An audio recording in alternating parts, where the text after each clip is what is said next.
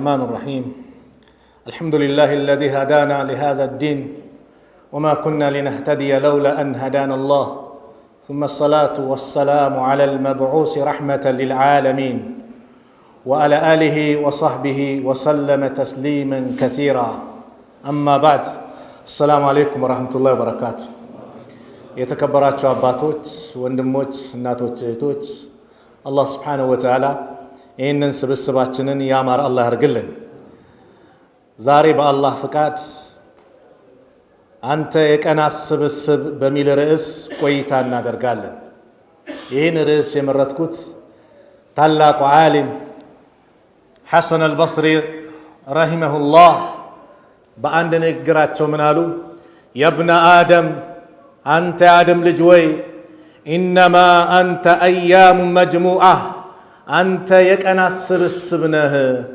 ኩለማ መዳ የውሙን ከቀን የሆነ ጊዜ በሄደ ቁጥር የሆነ ቀን ባለፈ ቁጥር መዳ ባዕዱክ ካንተም አካል የሆነ ነገር እየተቀነሰ ይሄዳል ካንተነትህ የሆነ ነገር ይሄዳል يسلمك الليل إلى النهار ሌሊቱ ለቀኑ አሳልፎ ይሰጥሃል ويسلمك النهار إلى الليل እንደዚሁም ቀኑ ደግሞ ለሌሊቱ አሳልፎ ይሰጥሃል حتى يسلمانك إلى الآخرة ሁለቱም ተባብሮ አንድ ላይ ለአኺራ አሳልፎ እስኪሰጡ አንተ ላይ እንደዚህ ይሰራሉ ለዚህ ነው ዑመር ኢብኑ አብዱል አዚዝ አምስተኛው ኸሊፋ ተብሎ የሚጠሩት ምን ይላሉ الليل والنهار ሌሊትና ቀን يعملان فيك በአንተ ላይ ስራ ይሰራሉ فاعمل فيهما አንተም በእነሱ ስራ ምንድነው በጊዜ በወቅት ተጠቀምበት ታዳኛ ጋር ያሳለፍናቸው ቀናቶች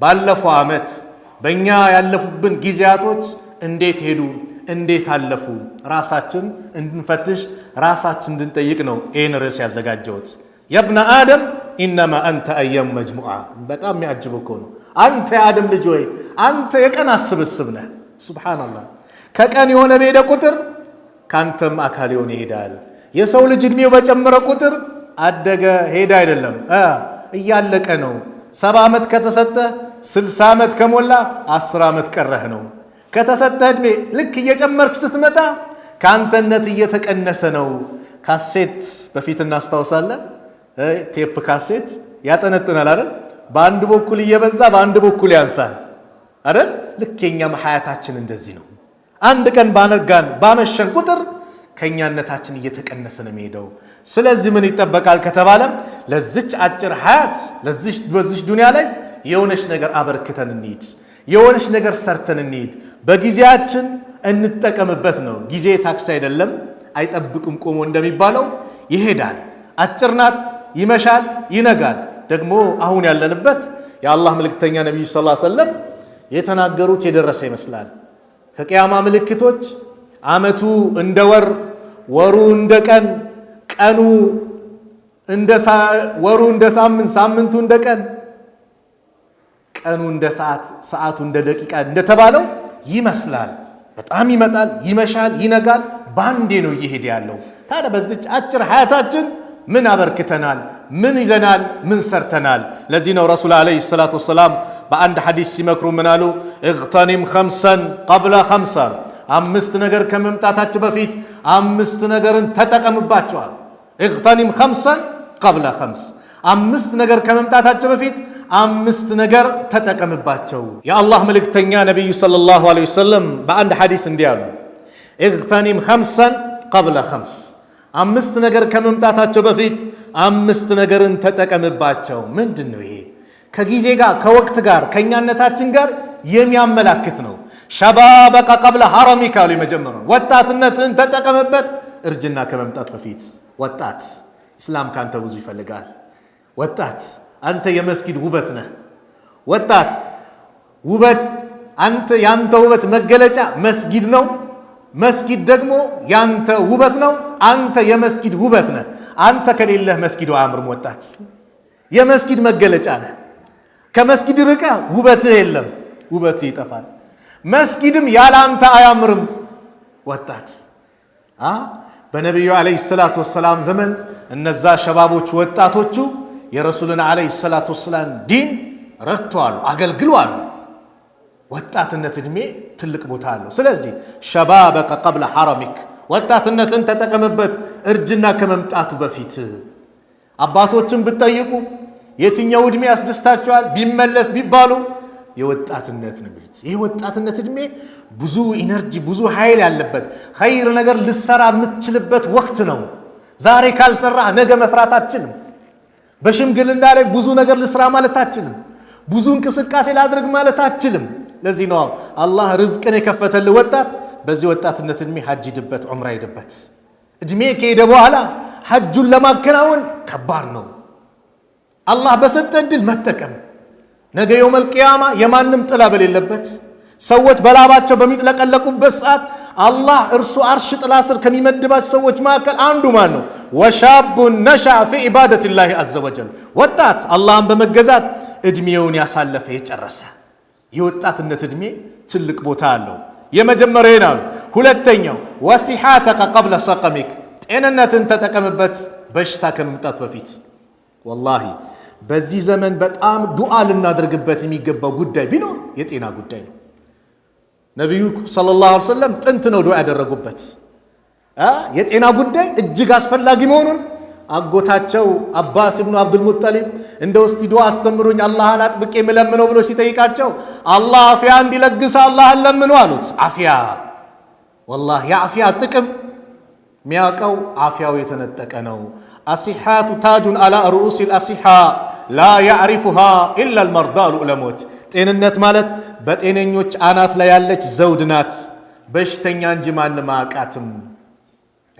አላህ ጤናውን ሲለግሰን በሰጠን ሰዓት ጊዜ አልሐምዱሊላህ ልናመሰግን ይገባል። ስንትና ስንት እህት ወንድሞች አሉ ሆስፒታል የተኙ። ጠዋትኛ ለውዱ ብለን ውዱ ስናደርግ ስንታጠብ ወይም ደግሞ ፊታችን ላይ ትንሽ ሲነቃ እንበለበለ ስንታጠብ ስንት እህቶች ወንድሞች አሉ ኩላሊቶቻቸው የሚታጠቡ። አላህ ይፈውሳቸው፣ አላህ ያሽራቸው። ስንቱ በልብ ህመም ስንቱ ካንሰር ተብሎ በሽታ ላይ ወደቃል። ጤንነት ትልቁ ኒዕማ ነው። አላህን እናመሰግነው። ስለዚህ ጤና ሰጥቶ በጊዜ ተጠቀምበት። ጤነኛ ሆነ መስጊድ ተመላለስበት። ጤነኛ ሆነ ከአላህ ጋር ተዋወቅበት። ለምን በሽታ መጥቶ ቤት ብትቀመጥ፣ በሽታ መጥቶ በሆነ ዑዝር ከኸይር ነገር ብትቋረጥ ማለት መስጊድ ከመምጣት ብትቋረጥ አላህ ቤት ብትሰግድም አልጋ ላይ ተኝተ ብትሰግድም መስጊድ መጥተ እንደሰገድ ካርጎ አላህ ይጽፍልሃል። ስለዚህ ፉርሳ ነው፣ እድል ነው። ያን እድል መጠቀም ነው። ያለንበትን ወቅት ይህን እድል እኮ ይህን እንደዚህ ነገሮች ወላሂ ትኩረት አድርገን እንድናስበው የሚያደርግ ነው አይደለም። የመሬት መንቀጥቀጡ አልበዛም? ለመር ነው አይደል? ዛሬም ንዝረት ተሰማ፣ ነገም ንዝረት ተሰማ። አዳብ ታረግ ነው። ስጋቴ ታውቃላችሁ ወንድሞች እህቶች፣ ስጋቴ ለምደነው በቃ እንደለመደው ዛሬም ንዝረት አለ ይሄዳል እያልን እንደው ገፍላ ላይ ሆነን በተዘናጋንበት ሰዓት ከባዱ የመሬት መንቀጥቀጥ መጥቶ ይዞን እንዳይሄድ እሰጋለሁ። ይሄ ማስጠንቀቂያው ተውባ እንድናደርግ ነው። ይሄ ማስጠንቀቂያው ወደ አላህ እንድንቀርብ ነው። ደውል ነው። ወንጀላችን ገዘፈ በዛ፣ ያ ረብ ማረን እንድንል ነው። አላህ በየጊዜ የሚያመጣው በየጊዜ ይናገረዋል። ቱርክና ሶሪያ ድንበር እኮ በአንድ ደቂቃ ከ26 ሰከንድ ሱብሃንአላህ 2 ደቂቃ ባልሞላ ሰዓት ስንት ህዝብ አለቀ፣ ስንት ህንፃ ወደመ። በምን? በመሬት መንቀጥቀጥ። የሱ ትእዛዝ ከመጣ የሚመልሰው የለም። ስለዚህ ይሄ ወቅታችን አላህ የሰጠን ወቅት ተውባን በማድረግ እስትግፋር በማድረግ ልንጠቀመው ይገባል። በሶስተኛ ምን አሉ? ወጊናከ ቀብለ ፈቅሪክ ሀብትን ተጠቀምበት ድህነት ከመምጣት በፊት። ብልጥ ጮሌ ቀብሩ ሲገባ ለቀብሩ የሚያመቻች ሰው ነው ብልጥ ማለት። አልከይሱ መን ዳነ ነፍሰሁ ወዓሚለ ሊማ ባዕደል መውት። ብልጥ ጮሌ ያሉ ነቢ ስ ሰለም በእስልምና ቋንቋ ብልጥ አራዳ ማለት ሃንግ የሚሰራ አይደለም። አራዳ ማለት በኢስላም ቋንቋ ማን ነው? ከቀብር በኋላ ላለው ከዚች ዱንያ ሀያት በኋላ ላለው አገሩ ስንቅ ያዘጋጀ ነው ብልጥ ማለት። በኢስላም ቋንቋ አራዳ ይሄ ነው። ከአላህ ጋር የተዋወቀ ነው።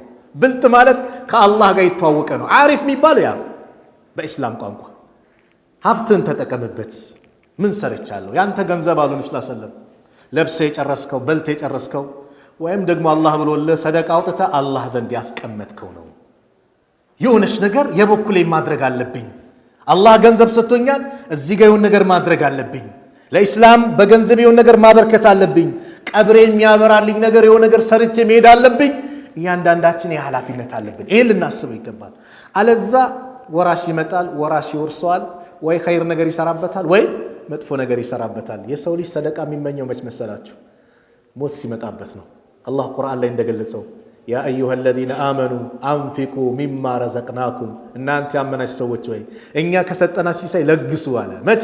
ሚን ቀብል አን ያእቲየ አሐደኩሙል መውት አንዳችሁ ላይ ሞት ከመምጣቱ በፊት ፈየቁል ከማለቱ በፊት ረቢ ጌታዬ ወይ ለውላ አኸርተኒ ኢላ አጀሊን ቀሪብ ዱንያ ላይ ትንሽ ጊዜ ብታቆየኝ ጊዜ ብትሰጠኝ ፈአሰደቀ ሰደቃ አውጣ ነበር ይላል። ዑለማዎች ምን አሉ? የሰው ልጅ ከስራዎች ሁሉ በላጭ ሆኖ የሚታየው በዛ ሰዓት ሰደቃ ነው አሉ። ሰደቃ አውጣ ነበር። ወአኩም ሚነ ሳሊሒን ከደጋጎችም ሆን ነበር አለ። አላህ ምን አለ? ወለን ዩአኺረ አላሁ ነፍሰን ኢዛ ጃአ አጀሉሃ አንድች ነፍስ ጊዜዋ የመጣ ሰዓት የደረሰ ሰዓት አላህ አያዘገያትም፣ ወዲያው ነው።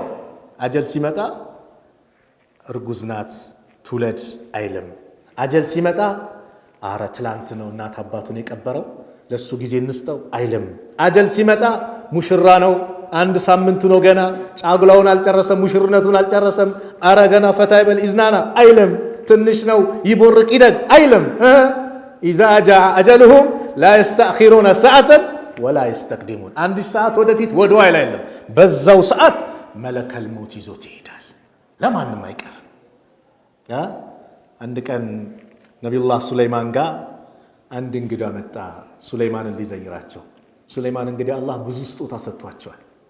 መለከል ሞትም በዛው ሰዓት መጣ። ይሄ መለከል ሞት የነቢዩላህ ሱለይማን እንግዳ ትኩር አድርጎ ያየዋል። ከዛ ዘይሯቸው መለከል ሞት ሄደ። የነቢዩላህ ሱለይማን እንግዳ ማን ነው ይሄ? በጣም እኮ አተኮረብኝ አፈጠጠብኝ አላቸው። እሱማ መለከል ሞት ነው አሉት። ድንግጥ አለ። እንደ አንተ አላህ ነብይ ወደ ሌላ ሀገር ውሰደኝ አሉ። በቃ ውሰደኝ። እሳቸው በነፋስ ደግሞ ልክኛ በአውሮፕላን በሄሊኮፕተር አንድ ሰው ከአንድ ሀገር ወደ አንድ ሀገር እንደሚጓጓዘው በነፋስ ከአንድ ሀገር ወደ አንድ ሀገር አላህ ይሄን አቅም ሰጣቸው። ያጓጉዙ ነበር። ሩቅ የተባለ ሀገር ወሰዱት። መለከል ሞት በንጋታው መጣ ነቢዩላህ ሱለይማን ጋር ጠየቁት። ትላንት የመጣውን እንግዳይን ለምንድን ነው በደንብ ያየኸው አሉት። እንደው ገርሞኝ እኮ ነው አላህ እንዲህ የተባለ ሀገር ላይ ከዙሁር በኋላ ሩሁን እንዳወጣው አዘዘኝ። ይህ ደግሞ ረፋዱ ሰዓት ዱሃ ሰዓት ነበር መጀመሪያ የነበረው። በዚህ ሰዓት እዚህ ያየሁት አላህ አዘዘኝ። እዛ ይሄ ያለው እዚህ ለማንኛውም የአላህን ትእዛዝ ልፈጽም ብዬ ሲሄድ እዛው እየተጠባበቀኝ አገኘሁት፣ ሩሁን አወጣሁታል። ማንም ያመልጥ የለም። ስለዚህ ለዛ እንትንህ ዛሬ ተዘጋጅተ መሄድ ነው አሉ። አራተኛ ወፈራጊከ ቀብለ ሹግሊክ ፈራኢግ ትርፍ ጊዜ ትርፍ ሳይሆን በቃ ያለ አላህ የሰጠን ጊዜን ቢዚ ከመሆን በፊት ተጠቀምበት። ዛሬ አላህ ይዘንልን። ጊዜ ሞት ተፈርዶበት ጊዜያችንን በምን እንግደለው ይባላል አይደል? በምን እንግደለው? በኢስላም ቋንቋ ወንድሞች እህቶች፣ ጊዜ ፈረንጆች ወርቅ ይሉታል አይደል? ከዛ በላይ ነው፣ ሰይፍ ነው፣ ህይወት ነው ጊዜ። አንድ ዓሊም ምን አሉ? ኸይር ነገር ሰርተ ጊዜን በኸይር ካልቆረጥከው እሱ ራሱ በሸር ይቆርጠሃል። ስለዚህ ጊዜህን ተጠቀምበት። ጊዜ ነገ የውመል ቂያማ እንጠየቃለን እኮ። የሰው ልጅ ከቆመበት ቦታ ንቅንቅ አይልም። አራት ጥያቄ እስኪጠየቅ ወአን ዑምሪሂ ፊማ አፍና ስለ ዕድሜው ይጠይቃል። 80 60 60 40 ሰጠው በምን ጨረስከው ይላል አላህ። በኢስላም የተወደደው ማን ነው? ኸይሩ ናስ ከሰው ሁሉ በላጭ ማን ነው? መን ጣለ ዑምሩሁ ወሐሱነ ዐመሉሁ ዕድሜው ረዝሞ ስራው ያማረለት ነው። ከሰው ሁሉ ሸረኛስ ዕድሜው ረዝሞ ስራው የተበላሸበት ነው። ስለዚህ ስለ ዕድሜ ይጠየቃል። ከዕድሜ ተነጥሎስ ወአን ሸባቢሂ ፊማ አብላህ ወጣትነትን በምን አበሰበስከው በምን ጨረስከው ተነጥሎ ይጠይቃል። ከጊዜ ጋር የተያዘ ነው። ይቀጥልና ስለ ገንዘብ ይጠየቃል። ሰጥቼህ ነበር ይለዋል አላህ። መጀመሪያ ከየት አመጣኸው ነው ሶርስ ምንጩ። በሐላል ነው? አዎ ማሻአላህ። ወዴት ወሰድከው? ምን አረክበት? ምን የሚጠቅም ነገር አረክበት? ኸይር ነገር ወይስ ሸር ነገር? እንደ ምሳሌ ዳንስ ቤት፣ ናይት ክለብ፣ ሐራም ነገሮች ለዚህ አመቻቸ። አንዳንዱ እኮ አለ እኔ ለእንትን ነይቻለሁ። ለምን የሆነ አንድ ሙዚቃ ኮንሰርት ምናምን እንደዚህ ነይቻለሁ። እንደው ባለንበት ተጨባጭ ለኢስላም ስንሰራ የሆነ አካል ብቻ አይደለም ለኢስላም የሚሰራው። ለኢስላም ሁሉም መስራት አለበት። ከዚሁ ከገንዘብ ጋር ስለተያዘ ላንሰው ለኢስላም ሁሉም መስራት አለበት። ረሱል ዓለይሂ ሰላቱ ወሰላም ዙሪያ አቡበከር ነበሩ፣ ዑስማን ነበሩ፣ ዑመርም ነበሩ፣ አብዱራህማን ኢብኑ ዐውፍ ነበሩ፣ ኻሊድ ነበረ፣ ሐምዛ ነበረ፣ አባ ሁረይራ ነበሩ፣ አብዱላህ ኢብኑ መስዑድ፣ አብዱላህ ኢብኑ አባስ ነበሩ። ዓሊሞች ነበሩ፣ ባለሀብቶች ነበሩ፣ ቁዋ ያላቸው ጠንካሮችም ነበሩ። ታዲያ ምን አደረጉ? ነቢዩ ዓለይሂ ሰላቱ ወሰላም ዙሪያ ላይ ያሉት ለኢስላም የበኩላቸውን አደረጉት። ለኢስላም ሁሉም የበኩላቸውን አደረጉት። እነዚህ ሶስቱ አካላት ለኢስላም የበኩላቸውን አደረጉ። አቡበከር በገንዘባቸው ኢስላምን የሆነ ነገር አደረጉ። ሐምዛ በጉልበታቸው ለኢስላም የሆነ ነገር አደረጉ። አባ ሁረይራ በእውቀታቸው ለኢስላም የሆነ ነገር አደረጉ። ኢስላም ማለት ይሄ ነው። ስለዚህ ሀብት ያለህ አይ እኔ ገንዘብ ነው ያለኝ እውቀት የለኝም በቃ እኔን አይመለከተኝም፣ ይመለከታል። ምን ዳዕዋውን ማገዝ መርዳት ያንተ ኃላፊነት ነው። ለምሳሌ ኢስላማዊ ሚዲያዎች በየቦታው ሄደው ዜናውን እንዲዘግቡ፣ ሙስሊሙን እንዲያነቃቁ፣ ስለ ሙስሊሙ ጉዳይ እንዲያደርጉ ከጎናቸው ልትሆን ይገባል፣ ልደግፋቸው ይገባል። ዑለማዎችን ልደግፍ ይገባል። ጉልበት ያለው በጉልበቱ ለኢስላም መስራት አለበት። እውቀት ያለው በእውቀቱ ለኢስላም መስራት አለበት። አባ ሁረይራ 5374 ሐዲሶችን ለዚህ ኡማ አሰራጩ። ባላቸው ነገር ሰሩ። ምስኪን ናቸው አባ ሁረይራ። ሀታ አንዳንዴ የሚበሉት ያጡ ነበር። አባ ሁረይራ አንድ ቀን አያቱ ሰደቃ አነበቡ። አቡበከር ማሻአላህ አሏቸው፣ አልገባቸው። ዑመርም ሲያልፉ አባ ሁረይራ ቀሩ፣ ማሻአላህ አሏቸው። ነቢዩ ሲያልፉ ነቢዩ ላይ ሲያኑባቸው ነቢዩ ሰለላሁ ዐለይሂ ወሰለም ገባቸው፣ ና ተከተለኛል። አባ ሁረይራ በግልጽ መናገር ፈርተው ምንድነው ቀዩን ነገር ሆኛለሁ፣ ቸግሮኛል፣ አድርጉልኝ። አባ ሁረይራ ነቢዩ ሰለላሁ ዐለይሂ ወሰለም ተከተለኝ አሏቸው። ተከተሏቸው። ቤት ውስጥ ምን አለ? አንዲች ኩባያ ወተት አለ። አንዲች ኩባያ ወተት አለ። በል አባ ሁረይራ እዛ አህሉ ሱፋ ነቢዩ ሰለላሁ ዐለይሂ ወሰለም በረንዳ ነቢዩ የሚንከባከባቸው ነቢዩ ሰለላሁ ዐለይሂ ወሰለም የሚንከባከባቸው ምስኪኖች አሉ ብዙ። በል አሰልፈ ይዘልኝ ና አሉ። አባ ሁረይራ አንድ ኩባያ ወተት ለማንቱ ግን ነቢዩን ያዘዙኝ ላድርጋ ጠሩ። በር ላይ ቆሙና አባ ሁረይራ አስገባልኝ አሉ። ሁሉም ይገባል፣ ይጠጣል፣ ይወጣል። የነቢዩ ሙዕጂዛ የታየበት ነው። ሁሉም ይገባል፣ ጠጥቶ ይወጣል። ሁሉም ሰሃቦች ጠጡ። ነቢዩ የሚንከባከባቸው ማን ቀራ? እኔና እርሱ አሉ። ጠጣ አሉት። አይ እርሶ ጠጥቷል። አይ አንተ ጠጣ አሉ። አባ ሁረይራ ጠጡ። አሁንም ድገም አሉት። ጠጡ። አሁንም ድገም። በሶስተኛው ጠጡ። አራተኛው ልስላቸው አረሱላ ቦታ የለኝም አሉ። ጥግብ አሉ። የነብዩ ሰለላሁ ዐለይሂ ወሰለም ሙዕጂዛ የታየበት ነው ማለት እንዲህ ነበረው። አባ ሁረይራ ተቸግሮም ብሎ ለኢስላም የሆነ ነገር አበርክተዋል። ስለዚህ በኢስላም አባ ሁረይራ ማነው አቡበከር ለኢስላም ሲባል ሙሉ ሀብቱን አምጥቷል። ዑመር አንድ ቀን እንኳን አቡበከር ጋር ሊፎካከር ዛሬ አቡበከርን መቅደም አለብኝ ብሎ የንብረቱን ግማሽ ቀላል እኮ አይደለም ወላሂ የንብረቱን ግማሽ ይዞ መጣ። ዛሬ አቡበከርን መብለጥ አለብኝ ብሎ ምን አመጣ? ግማሹን ለቤተሰቦች ግማሹን ተውቃል። አቡበከር መጡ። ምን አመጣ አንተስ? ሁሉንም አሉ። ለቤተሰቦችስ? አላህና መልእክተኛውን ትችላቸዋል። ዑስማን በአንድ ዘመቻ ላይ ብዙ ወጪ ሸፈነ። ከአሁን በኋላ ዑስማን የሰራው ነገር አይጎዳውም እስከሚባል ድረስ ምንድነው ወንድሜ በአላህ አቅም ለኢስላም የሆነ ነገር አበርክት። የሆነች አካባቢ የሆነ ነገር ሲበላሽ እዛ ጋር ክፍሮት ኃይሎች የሆነ ነገር ሲባል እነከለ ያሉ አትበል። እነከለ የምትላቸው ምናልባት መሳፈሪያ አጥተው ሊሆን ይችላሉ። እነከለ የምትላቸው እዛ ሄደው መኝታ የሚይዙበት አልጋ የሚይዙበት አጥተው ይሆናሉ። ትራንስፖርት ላይኖራቸው ይችላል ክፍለ ሀገር። ስለዚህ አንተ የኔ ማመቻቸት ኃላፊነት አለበት።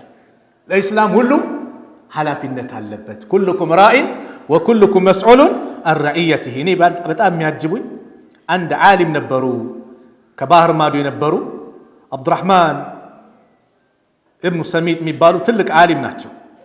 እኚህ ዓሊም የሰሩትን ስራ ላካፍላችሁ። አፍሪካ ላይ መጥተው የሰሩ ናቸው። አብዱራህማን ኢብኑ ሰሚጥ የሚባሉ ትልቅ ዓሊም ናቸው። አፍሪካ ላይ መጡና 860 መድረሳዎችን ገነቡ። 5700 መስጂዶችን ገነቡ። እሳቸው እኮ እስያ ውስጥ ነው ያሉት፣ ግን አፍሪካ ላይ መጥተው 9900 የጉድጓድ ውሃ ቆፈሩ። በእጃቸው ከ5000 በላይ የሚጠጋ ሰው እስልምናን ተቀበለላቸው። ሩቅ ናቸው፣ ግን ለኢስላም የሆነ ነገር ይመለከተኛል ብለው የሰሩት ማለት ነው። ስለዚህ እኔስ ምን አደረኩኝ? ምን አበረከትኩኝ? ከኔ የሚጠበቅብኝ ምንድነው? ሁላችንም መጨረሻ ረሱላህ ሰለላሁ ዐለይሂ ወሰለም ሐዲሱን ይቀድሙ ሲዘጉት ምን አሉ? ወሐያተከ ቀብለ መውቲክ፣ በሐያት እስካለ ለሞት አገልግለህ ሂድ። ስንሞት ስራችን፣ ቤተሰቦቻችን፣ ንብረቶቻችን ይከተሉናል። መኪናውም ተሸክሞን ጀናዛችን ይዞ ይሄዳል፣ አልጋውም ይሄዳል። ከዛስ ቤተሰብም አልጋውም ይመለሳል። ከኛ ጋር የሚቀረው ማን ነው? ስራችን ናት። ወይ ጀነት የሚያስገባን ወይ ጀሃነም የሚያስገባን። ምን አዘጋጅቻለሁ? ብልጥ ጮሌ ማለት ለነገ አገሩ ስንቅ ያዘጋጀ ነው፣ ስለ ራሱ የሚተሳሰብ ነው። እኛ ብዙ ጊዜ ሌላ ሰው ጋር እንቀስራለን አይደል? ነውርም አይብ ከሆነ ሰው ጋር ላ ወላሂ ሞኛን ነው። በቃ በራሳችን ቢዚ እንሁን። ጡባ ሊመን ሸገለት አይቡሁ ሚን ዑዩብ ናስ። ጡባ ማለት ጀነት ተረጋገጠችለት፣ ጀነት አገኘ። ማን? የራሱ ነውር ከሌላ ሰው ነውር ቢዚ ያደረገው። የሰውን ስንፈትሽ እኛነታችን እንረሳለን። ምንም ሳንሰራ ቀብር እንገባለን። ግን ራሳችን የምንተሳሰብ ከሆነ ምን ሰራው ምን አዘጋጀው ብለን ሂሳብ ኦዲት፣ አንድ ነጋዴ ዛሬ ወጪ ይሄ ነው ገቢ ይሄ ነው ኪሳራው አለ ያለ እንደሚለው አንድ ሙስሊም ሁሌ ሂሳብ ሊያደርግ ይገባል። ዛሬ እስቲ ምን ኸይር አለኝ? ምን ያበላሸውት ነገር አለ? ስንት ጀማዓ ሰላት በወቅቱ ሰግጃለሁ? ራስን መፈተሽ መጠየቅ።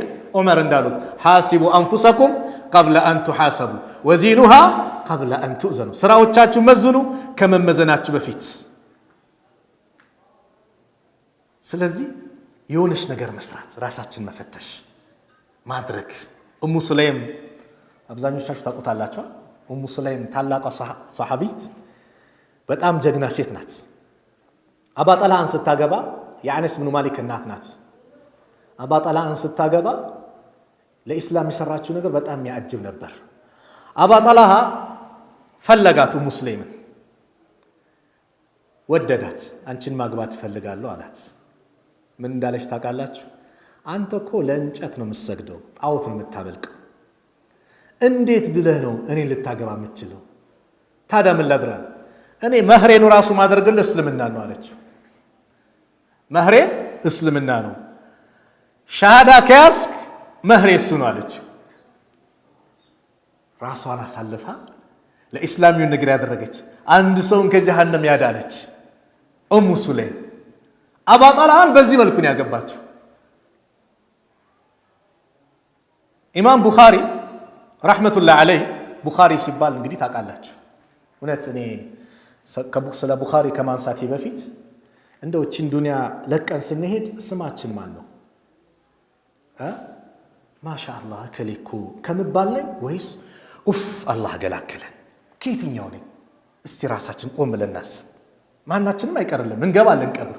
ግን ከየትኛው ነው የምትጠራው? በምንድን ነው? ኢማሙ ነወዊ ሲባል ሰማላችሁ? ኢማሙ ነወዊ ሚስት የላቸው፣ አላገቡም፣ ልጅ የላቸው። ገና በጠዋቱ ነው የሞቱት በ45 ዓመታቸው። በሂጅራ 631 ላይ ተወለዱ፣ 676 ላይ ሞቱ። ዱንያ ላይ 45 ዓመት ነው የቆዩት። ግን ይሄው ዛሬ ኢማሙን ነወዊን የማይጠራ ሰው የለም። ሁሉም የሳቸው ልጅ ነው ማለት ነው። ለምን? በየመስጊዱ ሪያዱ ሷሊሂን ማይቀራበት የለም። ከቁርአን ቀጥሎ እኮ ይላል አንድ ዓሊም ሲያስቀምጡ ሪያዱ ሷሊሂን በጣም የሚነበብ የሚቀራ ኪታብ። ማን የጻፉት? ኢማሙ ነወዊ። 40 ሐዲስ ኡሰይሚን ሲናገሩ ወደ 50 የሚጠጋ ዑለማዎች ጽፈውታል 40 ሐዲስን። መሽሁር ሆኖ የታወቀው ግን የኢማሙ ነወዊ ነው። ምናልባት የኢኽላሳቸው መጠን ይሆናል ብሎ ይናገራሉ ኡሰይሚን ረሕመቱላህ ዐለይህ። ሁሌ ይታወሳሉ ኢማሙ ነወዊ ረሕመቱላህ ዐለይህ ይባላል። ለምን? ዱንያ ላይ የሆነ ነገር አበርክቶ ስለሄዱ። ሰሂህ ሙስሊምን እኮ ለመጻፍ 2 ዓመት ፈጅቶባቸዋል። ጎናቸው ፍራሽ አልነካም ነበር ይባላል። ያን ሲጽፉ ያን ኪታብ ሸርህ ሲያደርጉ ማለት ነው። አንድ ቀን የሆነ እሸት ነገር ለመግዛት ሳንቲም አጡ። ስሙን ይልበለው ሳንቲም አጡ በወቅቱ። ኢንሻአላህ ጀነት ላይ እንገናኛለን ብሎ ሄዱ። በዚህ ሁኔታ ዑለማዎች እንዲህ አልፈዋል። ግን የሆነ ነገር አበርክቶ ሄደዋል።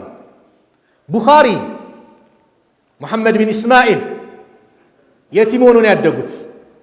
እኔ እሳቸው የከፈሉት መስዋዕት ያጅበኛል። ኢማም ቡኻሪ ከእስልምና ከቁርአን ቀጥሎ ትክክለኛ የሐዲስ ምንጭ ተብሎ በቁጥር 1 የሚያዘው ምንድነው?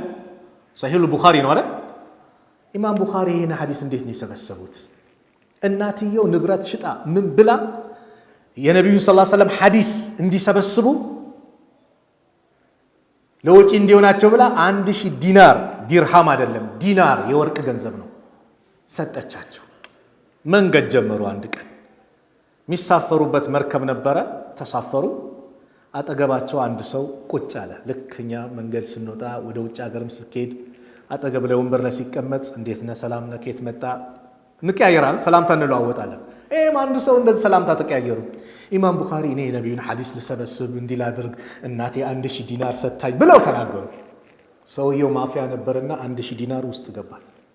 ትንሽ ሲቆይ 1000 ዲናር ጠፍቶኛል ይፈተሽልኝ ሰው። ኢማም ቡኻሪ ይሄ ነው ብለው አላስመዘገቡ። ሲበጠብጥ እስቲ ተብሎ ሲፈተሽ 1000 ዲናሩ የለም። ዝም ብሎ ነው የሚበጠብጠው። መንገዳችን ይቀጥላሉና አጠገባቸው መጣ። ሂድ ሰውዬ የተወሰድከው አላቸው። ባህር ውስጥ ከተትኩት አሉ እሳቸው። 1000 ዲናር ሙሉ ባህር ውስጥ ከተትከው? አዎ። ለምን? ነግሬሃለሁ የነብዩን ሐዲስ ልሰበስብ ነው የመጣሁት ብያለሁ። ሐዲስ ሰሂህና ደዒፍ አለው አይደል? ደዒፍ ከሚሆንበት አንዱ ምንድነው? ሲልሲላው ላይ እዛ ሰነዱ ላይ እከሌ የሚባል የሚዋሽ ሰው አለ፣ ታማኝነቱ ምናምን ይታያል። ስለዚህ እኔ ደግሞ የነብዩ ሐዲስ ላይ ችግር እንዲፈጠር ስለማልፈልግ 1000 ዲናር ቢሄድብኝ ይሻላል። ሐቃቸው ለኢስላም የከፈሉት ለነብዩ አለይሂ ሰላቱ ወሰላም የከፈሉት መስዋዕት ማለት ነው። ስለዚህ እኔ ማድረግ አልችልም አንበል። ሁሉም በአቅሙ ለኢስላም የሆነ ነገር ያድርግ። ማዛ ቀደምተ ለሃዚህ ዲን፣ ለዚህ ዲን ምን አበርክተሃል፣ ምን ሰርተሃል፣ የሆነ ነገር ማድረግ ሁላችንም ኃላፊነት አለብንና ዳዕዋ ማድረግ ማለት የግድ መድረክ ላይ መቀመጥ ብቻ አይደለም። በሰው አንደበት ዳዕዋ ማድረግ ይቻላል። ሚዲያዎቹ በደንብ እንዲሉ እንዲጠናከሩ ማድረግ አንዱ ኃላፊነት ነው። በሰው መጽሐፍ ዳዕዋ ማድረግ ይችላል። ጥሩ የተጻፉ ስለ ኢስላም የተጻፉ መጽሐፎችን በየቋንቋው ለማህበረሰቡ ክፍለ ሀገር ላይ ማዳረስ ዳዕዋ ነው። በገንዘብ የሆነ ነገር ማድረግ ዳዕዋ ነው። ያን የሁላችንም ኃላፊነት ነው። ይህን ስናደርግ ለኢስላም አበርክተናል እንጂ እኔ አይመለከተኝ የሚባል ነገር የለም። በኢስላም ቋንቋ የሆነ ነገር ማድረግ ነው። የመጨረሻ አንድ ታሪክ ነግራችሁ ፕሮግራም ልዝጋው። ተንክ ወንድሜ ካለ እስቲ ለኢስላም የሆነ ነገር አበርክት። አላህ ከዛ ፈተና ነጃ ይልሃል ወይ የሆነ ሱስ ላይ ወድቀሃል። ስለዚህ እኔ አይመጥነኝም እንደዚህ እንትን ላይ ወድቄ አትበል። አንተ ኸይር ስራ ላይ ነህ። አላህ ከዛ ነገር ፈንቅሎ ያውጣል። ኢነል ሐሰናት ዩዝሂብነ ሰይአት እንደተባለው አባ መሕጀን ሰቀፊ የሚባል ሰሃባ ላስተዋውቃችሁ። አባ መሕጀን ሰቀፊ በጣም ጀግና ሰሃባ ነው። ሙጃሂድ ነው። በጣም ታጋይ ነው። ግን አላህ በአንድ ነገር ፈተነው። በምን? ኸምር ይጠጣል። ኸምር ይጠጣል። የቃዲስያ ጦርነት ላይ ሳዕድ ብን አቢ ወቃስ በሚመሩበት ጦርነት ላይ ልክ ጦርነቱ ሊጀመር አካባቢ ላይ ትንሽ ሞቅ ካረገኛልና ወሰዱ። ሳዕድ ተቆጡ። በዚህ ከባድ ሰዓት እንዴት ኸምር አሉና እስር ቤት ከተቱት። እስር ቤት ሲገባ ውስጡ ተሰማው። በቃ ያለው በአላህ መንገድ ሸሂድ አለመሆን የዛሬ እድል ማምለጡ ውስጡ ተሰማውና ግጥም መገጣጠም ጀመረ። ያለውን ነገር በቃ እየተሰማው የሰዓድ ሚስት ሐፍሳ ምትባላለች ጠራት። እንደው በአላህ ይሁንብሽ ፍቺኝና የዛሬውን ጦርነት ላካሄድ፣ የዛሬው ጂሃድ አምልጠኝ፣ ከሞትኩኝ ትገላገሉኛላችሁ፣ ከተረፍኩኝ ደግሞ እጄን አምጥቼ እሰጥሻለሁ፣ ታስርኛለሽ አላት። የባለቤቴን ትእዛዝ አልጥስም ብላ እምቢ አለችው። ከዛ ግጥም ምን ሲገጣጥም ምን ሲል ውስጧ ተሰማት። አንዳንድ ዘገባ ላይ እስቲኻራ ሁላ ሰገደች ይባላል። ፈታችሁ። በልቃ የምትባል የሰዓድ ብን አቢ ወቃስ ፈረስ ነበረ። ሰዓድ ብን አቢ ወቃስ በዛ ጦርነት ላይ እግራቸው ስለቆሰለ ከፍ ያለ ቦታ ላይ ሆኖ ነበር ጦርነቱ የሚከታተሉት የሚመሩት። ፈረስ ሰጠችው። ፈረስ ያዘ። ፊቱን ሸፈነና ገባ። አላህ የሰጠው ትልቅ ስጦታ ስለነበረ ደረማመሳቸው። አላህ በሱ ምክንያት ድሉን ለማን አደረገው? ለሙስሊሙ አደረገው። ሰዓድ ብን አቢ ወቃስ በጣም በመገረም አባ መህጀን ነው እንዳልል አስርጀዋለሁ አለ። ፈረሴ ናት እንዳልል እሷንም ትቻት መጥቻለሁ። ይህ ጀግኔ አላህ ባሪያ ማን ነው? በጣም ተገረሙ። ጦርነቱ አለቀ። አባ መህጀንም እጁን ሰጥቶ እስር ቤት ውስጥ ገባ። ቃሉም ሞላ። እንዴት ነበር ስትለው፣ አረ አላህ አንድ ጀግና አላህ ባሪያ ላክልን። እንደው በቀላናት እንዳል ፈረሴ እሷ እዚህ ናት፣ አባ መህጀን እንዳልል እሱ እስር ቤት ነው አለ። እሱ ራሱ ነው አለችው። ሰዓድ አለቀሱ። የዚህ አይነት ተሰጦ ያለው ጀግና የሆነ ሰው የአላህ ባሪያ እንዴት በዚህ ነገር ላይ ሊፈተን? ካሁን በኋላ ላልገርፍህ አሉት። አባ መህጀን ምን አለ? እኔም ካሁን በኋላ ላልጠጣ፣ ስትገርፉኝ ከፋራ ነው፣ እዚህ ነው ቅጣቱ የሚራገፍልኝ። ከተዋችሁኝማ የጀሃነም እሳት ነው ያለብኝ፣ እኔም አቆማለሁ አለ። ኢነል ሐሰናት ዩዝሂብነ ሰይአት። ስለዚህ ወንድሜ በሆነ ነገር ተበላ፣ መስጊድ የሆነ ነገር ይሰራል ከተባለ አገልግል፣ ቀብር የሚመነጠር አለ ከተባለ ሂደህ መንጠር፣ የሆነች ግን የሚሰራ አለ በቃ ስራ። አላህ በዚህ ኸይር ስራ ምናልባት ከተፈተንክበት ነገር ነጃ ሊያወጣ ይችላል። እኔ እንትንም ብለህ ሸይጣን ምን ያደርጋል መሰላችሁ ወንድሞች? አሬ ሁሉ ወንጀል ሰርታውን ከነዚህ ከደጋግ ሰዎች ጋር ልትሆን አታፍርም ይላል። ለምን? ተስፋ ቆርጠህ እንድትሄድ ነው። አላህ ደግሞ ተስፋ የሚቆርጡትን ሰዎች አይወድም። ላ ተቅነጡ ሚን ረሕመቲላህ፣ ከአላህ እዝነት ተስፋ አትቁረጡ። ስለዚህ ያለውበት ሁኔታ ላይ መጥፎ ነበርና በዛ ሁኔታ ቢይዘኝ ምን ይውጠኝ ነበር ብለን አላህን አመስግነን በተሰጠን እድል መጠቀም፣ ወደ አላህ መቃረብ፣ አላህ ስብሓነሁ ወተዓላን ምህረት መጠየቅ፣ ያለን እድል ልንጠቀምበት ይገባል ነው የዛሬ መልእክቱ። ጊዜያችንን ልንጠቀምበት ይገባል።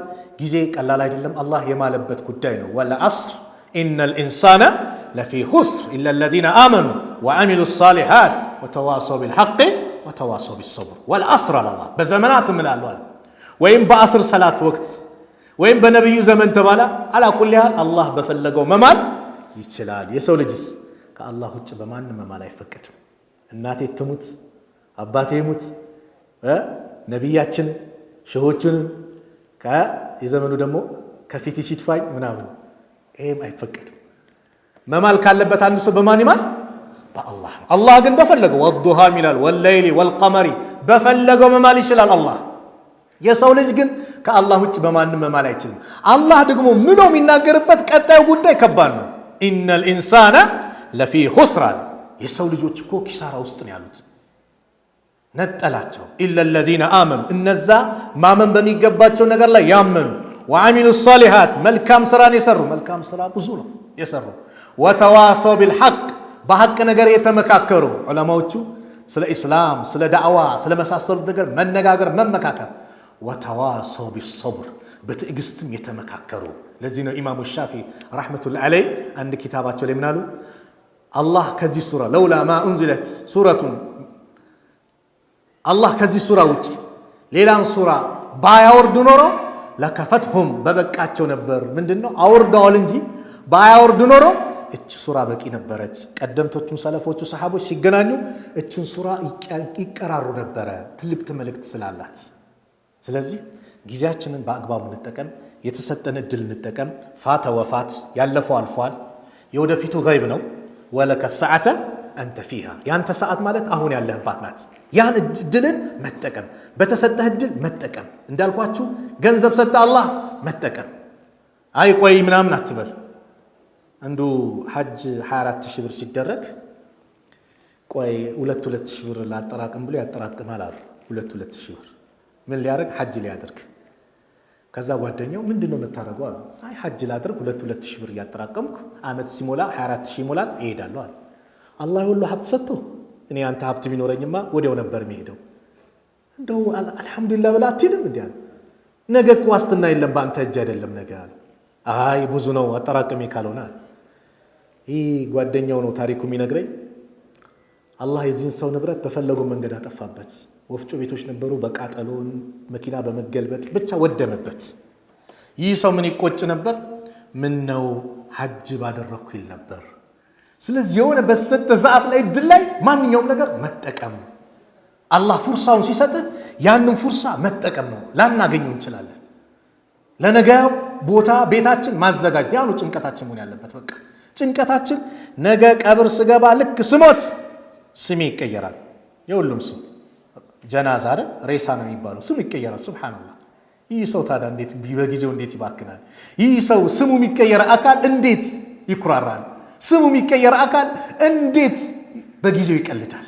ስለዚህ ጊዜያችን ቀላል ወቅት አይደለምና እንጠቀምበት ለማለት ነው። ጥሩ ከተናገርኩኝ ከአላህ ነው፣ ከተሳሳትኩም ከነፍሴና ከሸይጣን ነው። አላህ ስብሓነሁ ወተዓላ እዚሁ ቤት እንደሰበሰበን ነገም ጀነተል ፊርደውስ እንድሰብስበን መጨረሻችን አላህ ያሳምርልን። በጊዜያችን በአግባቡ የምንጠቀም አላህ ያድርገን። እንደው ነብዩ ሰለላሁ ዐለይሂ ወሰለም በአንድ ሐዲስ ላይ ኒዕመታኒ መግቡኑን ፊሂማ ከሲሩ ሚነ ናስ ያሉት ሐዲስ አለ። ሰዎች ከሁለት ኒዕማ በጣም የዘነጉ ናቸው አሉ። ሁለት ኒዕማ ምን አሲሐቱ ወልፈራሁ ጊዜንና ጤንነትን በጣም ይዘነጉታል። ትልቅ ኒዕማ ነው ይዘነጉታል አሉ። እንደው እነዚህ ኒዕማዎች አላህ ሰጥቶን የምንጠቀም አላህ አድርገን፣ በአግባብ የምንወጣ አላህ አድርገን፣ መጨረሻችን አላህ ያሳምርልን። እንደው ከድንገተኛ አደጋ አላህ ይጠብቀን። አገራችንን ሰላም አላህ አድርግልን። በላውን አላህ ያንሳልን። እንደው በእኛ ወንጀል ብዙ በላይ የመጣ ነው። አላህ ወንጀላችን ይቅር በሉን። በላውን አላህ ያንሳልን። ሰላም አላህ አድርገን። አንድነታችን የእውነት አንድነት አላህ ያድርግልን። እዚህ ቤት ሰብስቦናል። ነገም ጀነተል ፊርደውስ እንደዚህ ሰብስበን፣ በዱንያ ላይ አረፋ ላይ አላህ ይሰብስበን፣ ሐጅ ላይ ይሰብስበን። የታመሙብን ቤተሰቦቻችን አላህ ያሽራቸው። የአልጋ ቁርአኛውን አላህ ያስነሳው። በየሆስፒታሉ የተፈተነውን አላህ ይፈውሰው፣ አላህ ያሽራቸው። እንደው እንደኛው መስጊድ መጥተው ማዳመጥ የሚፈልጉ የሚጓጉ ብዙ ወንድም እህቶች አሉ። ያ አላህ አላህ ይፈውሳቸው። ውጭ ሀገርም ሆኖ ከቤተሰቦቻችን እንዴት እንገናኝ ምን ይዘን ያለው አሉ። ያ አላህ ሁሉን ነገር አመቻችቶላቸው ከቤተሰቦቻቸው ጋር በሰላም አላህ ያገናኛቸው። የእኛንም መጨረሻ አላህ ያሳምርልን። ወላጆቻችን ከመልካም ስራ ጋር ከጤና ጋር ከአፍያ ጋር እድሜያቸውን አላህ ያርዝምልን። በእነሱ ኸይር ነገር ሰርተን ተጠቅመን ጀነትን የምናገኝ አላህ ያድርገን። ያላገቡ ወጣቶችን አላህ ይዳራቸው። ለሴቶችም ሷሊህ ባል ለወንዶችም ሷሊህ ሚስት አላህ ይለግሳቸው። ልጅ የሌለውን አላህ ልጅ ይለግሰው። ልጅ የሌለውን አላህ ልጅ ይለግሰው። ብዙ ዓመት ትዳር ላይ ተቀምጦ ልጅ ያጣውን አላህ ልጅ ይለግሰው። የሁላችንን መጨረሻ አላህ ያሳምርልን። اللهم انصر الإسلام والمسلمين وأذل الشرك والمشركين ودمر أعداءك وأعداء الدين. اللهم انصرنا ولا تنصر علينا. اللهم من أرادنا وأراد المسلمين بسوء فاشغله بنفسه. اللهم نجنا من بطش الظالمين. اللهم انصر من نصر الدين واخذل من خذل المسلمين. ربنا آتنا في الدنيا حسنة وفي الآخرة حسنة وقنا عذاب النار. وصلى الله على نبينا محمد وعلى آله وصحبه وسلم. وآخر دعوانا أن الحمد لله رب العالمين. السلام عليكم ورحمة الله وبركاته.